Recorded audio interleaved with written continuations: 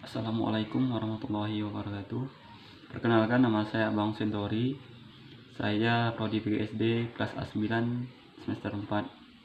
Sini saya dari kelompok 9, di mana kelompok kami membahas mengenai pemanfaatan media dalam pembelajaran EPS. Saya pemateri keempat akan menjelaskan mengenai jenis-jenis media pembelajaran. Baik, di dalam jenis-jenis media pembelajaran di sini ada 5. Yang pertama, media berbasis visual. Yang kedua, media berbasis audio visual. Yang ketiga, media berbasis komputer. Yang keempat, media berbasis edutainment. Sedangkan yang kelima, media berbasis film animasi. Baik, saya langsung saja ke media pertama, yaitu media visual. Media visual ini adalah media yang dapat kita gunakan ataupun dapat kita peragakan secara langsung di hadapan siswa, dan siswa dapat melihat secara langsung media dengan tujuan penggunaan media tersebut, yaitu dapat memberikan pesan ataupun informasi atau konsep kepada siswa secara langsung.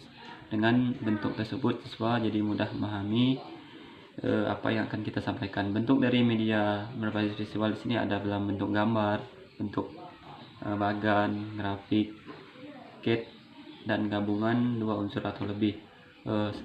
Dalam penggunaan media visual di sini ada beberapa unsur yang harus ataupun yang perlu dipertimbangkan.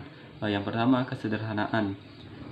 Secara umum, kesederhanaan itu mengacu pada jumlah elemen yang terkandung dalam suatu visualisasi. Jumlah elemen yang sedikit memudahkan siswa menangkap ataupun memahami pesan yang disajikan visual itu. Pesan atau informasi teks menyertai bahan visual. Penggunaan kita harus dengan huruf yang mudah dipahami. Maksudnya di sini adalah kesederhanaan. Dalam elemen yang terdapat dalam gambar tersebut harus sesederhana mungkin.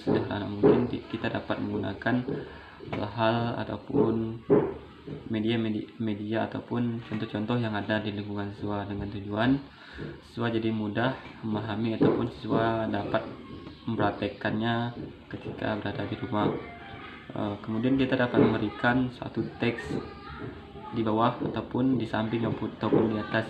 Tujuan memberikan teks di sini adalah memberikan mengenai keterangan ataupun fungsi ataupun hal-hal yang berkaitan dengan elemen ataupun hal-hal ataupun gambar yang ada dalam gambar yang akan kita sajikan. Kemudian keterpaduan di sini itu mengacu pada hubungan yang terdapat di antara elemen-elemen visual. Ketika diamati akan fungsi secara bersama-sama, elemen-elemen itu harus saling terkait dan menyatu sebagai suatu keseluruhan. Nah, maksudnya di sini adalah antar elemen satu dengan elemen yang lain harus padu di sini, sehingga antar elemen tersebut dapat memberikan suatu hubungan ataupun suatu keterkaitan antar elemen satu dengan elemen yang lain. Kemudian penekanan di sini kita dapat merancang sederhana mungkin, namun seringkali konsep yang ingin disajikan memerlukan penekanan terhadap salah satu unsur yang akan menjadi pusat siswa.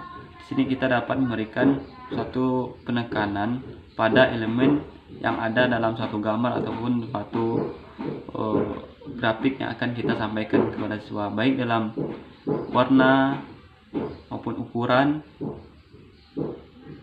dan bentuk, sehingga dengan penekanan ini siswa akan terfokus pada materi ataupun pada bentuk yang akan kita jelaskan kepada siswa.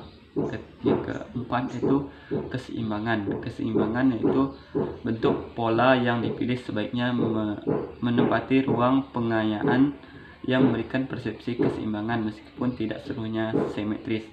Maksudnya di sini adalah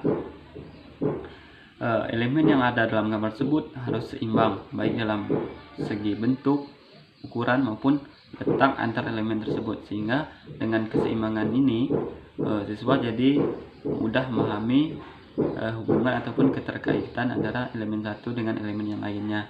Yang kelima atau E itu bentuk. Bentuk di sini adalah Dalam elemen tersebut kita dapat memberikan bentuk sini, kita dapat memberikan suatu hal-hal yang unik, hal-hal yang baru, sehingga dengan hal-hal tersebut siswa jadi termotivasi untuk belajar dan dapat meningkatkan pemahaman siswa mengenai materi yang akan kita sampaikan. Yang kedua itu garis, yang keenam yaitu garis. Penggunaan garis dalam visualisasi ya, yaitu kita dapat menghubungkan elemen satu dengan elemen yang lainnya dengan menggunakan garis, dengan tujuan dengan menggunakan garis ini kita dapat memberikan elemen satu dengan elemen yang dapat memberikan tahapan-tahapan antar satu elemen dengan elemen yang lainnya. Kemudian tekstur di sini itu dapat menimbulkan kesan kasar atau halus. Tekstur maksudnya di sini adalah kita dapat memberikan suatu penekanan pada satu elemen yang akan kita jelaskan, baik dalam bentuk warna ataupun dalam segi ukuran dari elemen itu sendiri. Sedangkan yang keenam ataupun bagian H itu mengenai yaitu warna.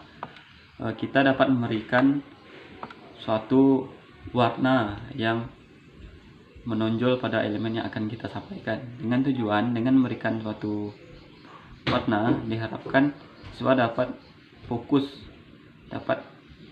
pada elemen yang akan kita sampaikan, sehingga siswa jadi mudah memahami dan siswa jadi dapat memahami dengan baik dan kita dapat menjelaskannya secara lebih fokus. Yang kedua ada jenis media, yaitu media berbasis audiovisual. Media berbasis audiovisual di sini adalah media yang kita gunakan dapat dilihat dan didengar secara langsung oleh siswa. Media berbasis audiovisual di sini dapat dalam bentuk video ataupun dalam bentuk kaset pun dalam bentuk video juga. Baik, yang ketiga yaitu media berbasis komputer. Media berbasis komputer di sini kita dapat memanfaatkan komputer sebagai media dalam proses pembelajaran. Pembelajaran berbasis komputer dapat dikategorikan menjadi dua, yaitu komputer berbasis training dan komputer based web based training. Yang pertama, komputer based training merupakan proses pendidikan yang berbasis komputer. Baik, dalam proses pendidikan berbasis komputer di sini kita dapat menjelaskan kepada siswa materi yang kita sampaikan dapat berupa video, video klip, animasi, grafik, suara, multimedia dan program aplikasi yang digunakan oleh peserta didik dalam pendidikan.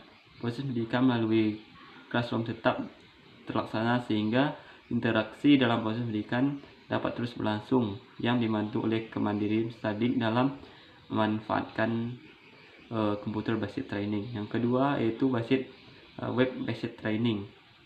Web based training di sini dalam penggunaannya siswa dituntut untuk menggunakan komputer sebagai sarana pendidikan dan mematikannya jaringan internet. Maksudnya di sini dengan komputer siswa dapat mengakses internet dan dapat mencari informasi maupun penjelasan mengenai materi-materi yang ada dalam yang akan disampaikan oleh guru ataupun materi yang sudah disampaikan oleh guru. Siswa dapat mencari pengertian lain ataupun informasi lain dengan pemanfaatan internet, dengan mencari di internet. Itu 3 tujuan penggunaan media pembelajaran berbasis komputer. Yang pertama, tujuan pertama yaitu untuk tujuan kognitif. Komputer dapat mengajarkan konsep-konsep aturan, prinsip, langkah-langkah, proses, dan kalkulasi yang kompleks. Guru juga dapat menjelaskan konsep tersebut dengan sesederhana dengan menggabungkan visual dan audio dinamika, sehingga cocok untuk kegiatan pembelajaran mandiri. Sedangkan yang kedua, tujuan psikomotor, yaitu dengan bentuk pembelajaran yang dikemas dalam bentuk game dan simulasi sangat harus digunakan untuk menciptakan kondisi dunia kerja. Beberapa contoh program antara lain seperti simulasi pendaratan pesawat, simulasi perang dalam medan yang paling berat dan segalanya.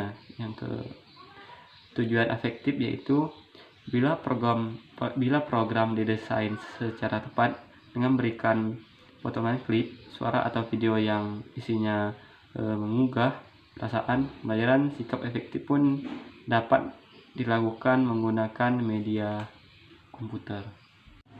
Baik, yang keempat yaitu media berbasis edutainment. Media berbasis edutainment di sini juga berkaitan dengan media yang berbasis komputer, tapi bedanya di sini yaitu menghubungkan prinsip hiburan dengan pendidikan. Maksudnya siswa tidak hanya mendapatkan pemahaman ataupun informasi mengenai suatu pelajaran, tapi siswa dapat merasakan suatu hiburan. Hiburan di sini yang sebelumnya tidak mengetahui apa itu komputer, dengan penggunaan komputer siswa dapat memahami apa itu komputer dan siswa dapat menggunakan komputer itu secara langsung, sehingga siswa merasa hal baru tersebut menjadi suatu motivasi dan dapat menjadi semangat siswa untuk belajar. Kemudian media juga mampu berperan sebagai tutor maupun ensiklopedia. Maksudnya di sini siswa komputer dapat memberikan suatu tahapan maupun suatu informasi mengenai suatu hal yang akan siswa pelajari yang sebelumnya tidak tahu menjadi tahu. Yang selanjutnya akan menyediakan informasi umpan balik kepada siswa secara cepat. Maksudnya di sini setelah siswa belajar mengenai penggunaan komputer, nantinya ketika siswa selesai ataupun siswa berada di rumah, siswa dapat mempraktekkan penggunaan komputer yang ada. Siswa tidak hanya duduk dan mendengarkan secara pasif. Maksudnya di sini adalah siswa dituntut tidak hanya mendengarkan, tetapi siswa dapat mencari informasi apapun, mencari pengetahuan yang lain, yang misalnya di Google ataupun bentuk-bentuk web-web yang lain dengan penggunaan komputer. Selanjutnya yaitu yang kelima, media berbasis film animasi. Film animasi adalah film yang disusun melalui kemampuan gambar yang menghasilkan ilusi gerak bila ditampilkan. Maksudnya dalam suatu gambar kita dapat memberikan animasi. Gambar tersebut misalnya bisa bergerak, bisa putar dan sebagainya. Dengan penggunaan film animasi tersebut, siswa dapat termotivasi ataupun siswa dapat lebih memahami mengenai informasi yang akan kita sampaikan, dan sehingga siswa jadi mudah memahami mengenai materi yang akan kita sampaikan. Mungkin sekian penjelasan dari saya. Kurang lebihnya saya mohon maaf. Saya akhiri. Wassalamualaikum warahmatullahi wabarakatuh.